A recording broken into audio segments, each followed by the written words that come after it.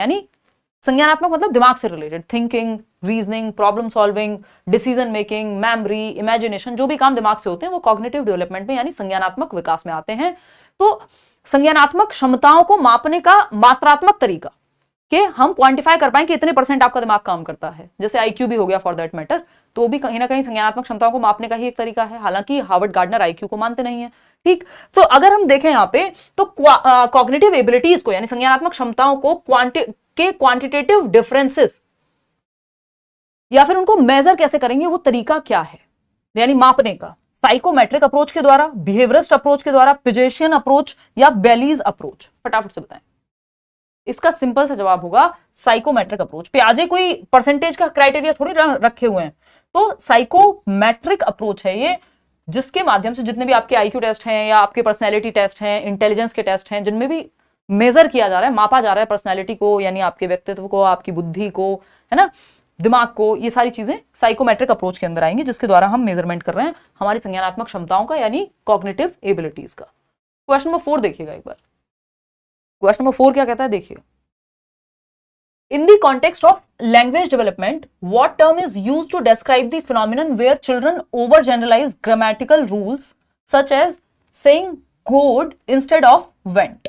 यानी कि भाषा विकास के संदर्भ में उस घटना का वर्णन करना है या उस कॉन्सेप्ट के बारे में बताना है जब बच्चा किसी शब्द का उपयोग करने में व्याकरणिक नियमों में वो भूल करता है या अति सामान्यीकरण कर देता है। जैसे संज्ञा और क्रिया है यानी नाउन और वर्ब है मान लीजिए, तो वो उसमें कुछ ना कुछ गड़बड़ कर देगा, उसकी फॉर्म्स को समझने में उसको होती है दिक्कत, अति सामान्यीकरण कहते हैं इसको।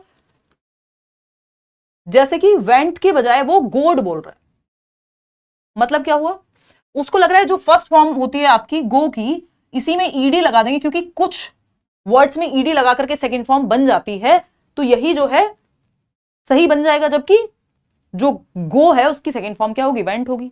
लेकिन उसने ईडी लगा दिया क्योंकि कहीं पे कोई नियम सीखा और उसको हर जगह यूज करने लग गया, है ना।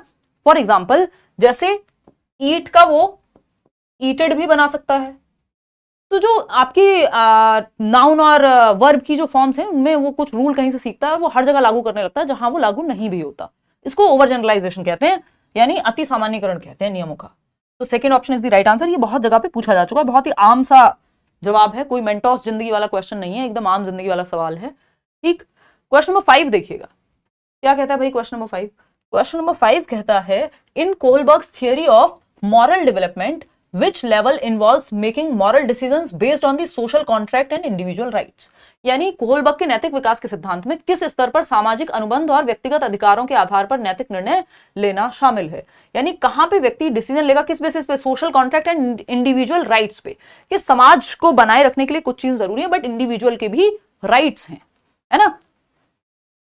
तो रेड लाइट जंप नहीं करनी है, बट कोई एक्सेप्शनल केस है जहां किसी जान बचानी है या कुछ, तो एम्बुलेंस को रास्ता दे देते हैं कई बार, है ना।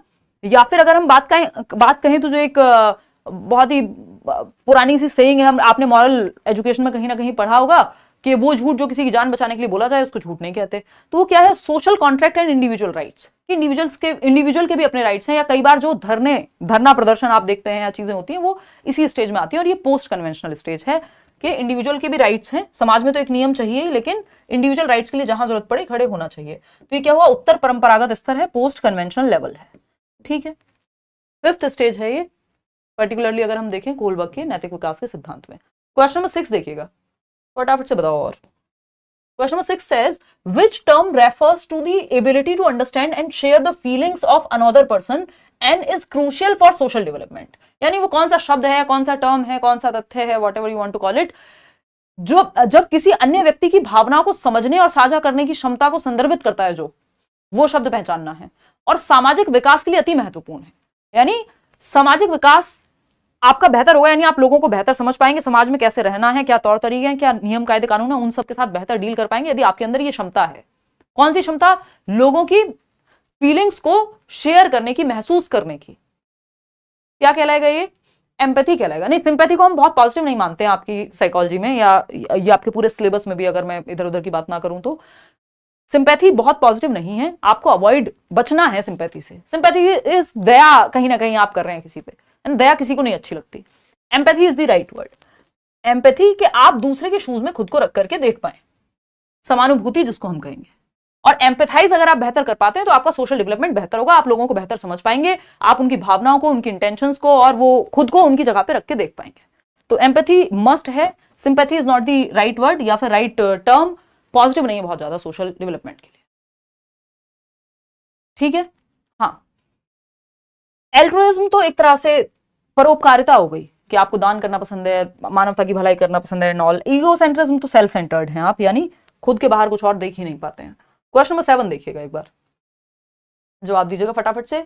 विच developmental milestone typically occurs first in infancy, यानी विकासात्मक प्रकार्यों में सबसे पहला जो माइलस्टोन है या डेवलपमेंटल टास्क जिसको हम कह देते हैं, सबसे पहले इन्फेंसी में कौन सा एक टास्क आता है या माइलस्टोन अचीव करता है बच्चा। इन्फेंसी आप जानते हैं शैशवावस्था, जन्म से 2 वर्ष हम जनरली देखते हैं, लेकिन डेवलपमेंटल टास्क यानी विकासात्मक प्रकार्यों के परिप्रेक्ष्य में या पर्सपेक्टिव में अगर मैं कहूं तो जन्म से 6 वर्ष तक हम देखते हैं इन्फेंसी को। जो हैविंगर्स ने ये दिए हैं बेसिकली, जो आपके डेवलपमेंटल माइलस्टोन्स हैं, केवीएस में भी इस बार पूछे गए थे और कई जगह पे पूछे जा चुके हैं, इंपॉर्टेंट हैं। तो अगर हम देखें जो डेवलपमेंटल माइलस्टोन्स हैं वो हैविंगर्स्ट बात करते हैं इनकी, और हैविंगर्स्ट ने बर्थ टू 6 ईयर्स को इन्फेंसी माना है यहाँ पे, जो उन्होंने डेवलपमेंटल टास्क दिए हुए हैं। पहला ऑप्शन है वॉकिंग इंडिपेंडेंटली, यानी स्वतंत्र रूप से चल पाना। सबसे पहले कौन सा होगा ये पूछा है, ये होंगे तो सारे जन्म से 6 वर्ष में ही, लेकिन सबसे पहले कौन सा होगा।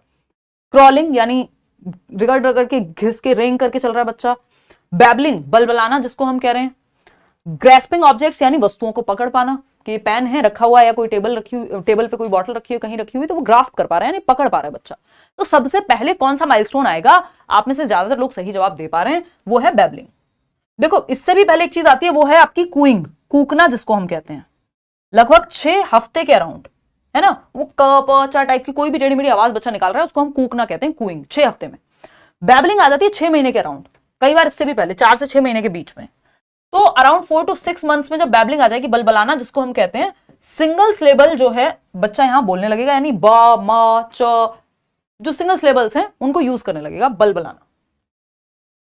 ये क्रॉलिंग थोड़ा और 6 महीने से और आगे 6-8 महीने में जाकर के कर पाता है बच्चा।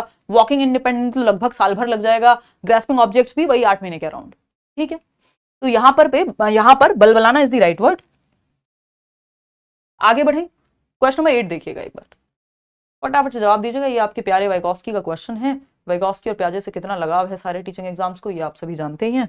क्वेश्चन नंबर 8 देखिएगा। In Lev Vygotsky's theory of cognitive development, what term describes the range of tasks that a learner can perform with the help of a more knowledgeable person but cannot yet perform independently? यानी Vygotsky की theory में अगर हम देखें, the range of tasks that learner can perform with the help of a more knowledgeable other, यानी आपसे ज्यादा जानने वाले योग्य व्यक्ति के साथ आप कर पाएंगे लेकिन खुद से नहीं कर पाएंगे कोई टास्क। तो ये कौन सी जोन में आएगी ये चीज, कि इंडिपेंडेंटली बच्चा नहीं कर पा रहा है बट मदद मिलने पे कर लेता है ना। आपने वो देखा होगा, जिम जाते हैं जो लोग, तो वो एक्सरसाइज खुद से अगर वेट नहीं उठा पा रहे हैं बट अगर जो उनका ट्रेनर है थोड़ी सी मदद कर दे तो उठा पा रहे हैं। लेकिन कुछ वेट ऐसे होंगे, हो सकता है आप 10 किलो वेट खुद से उठा लेते हो, 15 किलो या 20 किलो या 25 किलो तक उठा सकते हैं, लेकिन किसी की मदद चाहिए। तो वो मदद जहां पे चाहिए वो दायरा कौन सा है, और 100-150 किलो वजन हो सकता है आप उठा ही ना पाए, तो वो तो आपके उस दायरे के बाहर ही है, क्षमता के ही बाहर हो गया एक तरह से।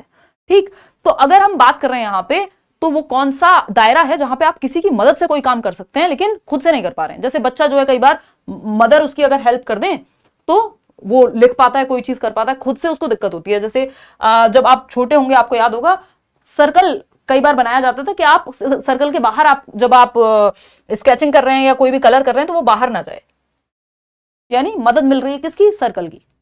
तो ये दायरा कौन सा है, ये दायरा है ZPD का, यानी जोन ऑफ प्रॉक्सिमल डेवलपमेंट का, जिसको हम कहते हैं समीपस्थ विकास का क्षेत्र। यानी संभावना है कि आपका विकास यहां तक हो जाएगा यदि आपको सही मदद मिले, सही गाइडेंस मिले। एग्जाम आप क्लियर कर सकते हैं, बस ये आपके दायरे में है, ZPD में है। एक 5 साल के बच्चे को कहूं ये एग्जाम क्लियर कर लो तो थोड़ा सा नॉनसेंसिकल हो जाएगा, या उसकी ZPD के बाहर है ये चीज।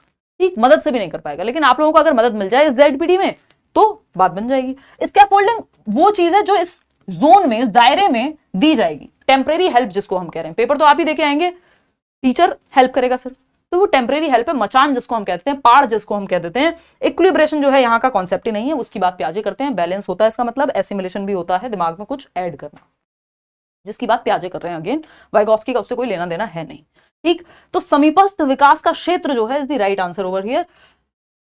अब थोड़ा सा अगर अभी भी कंफ्यूजन है तो थोड़ा सा इसको समझ लेते हैं, नहीं तो नेक्स्ट क्वेश्चन पे मूव करेंगे।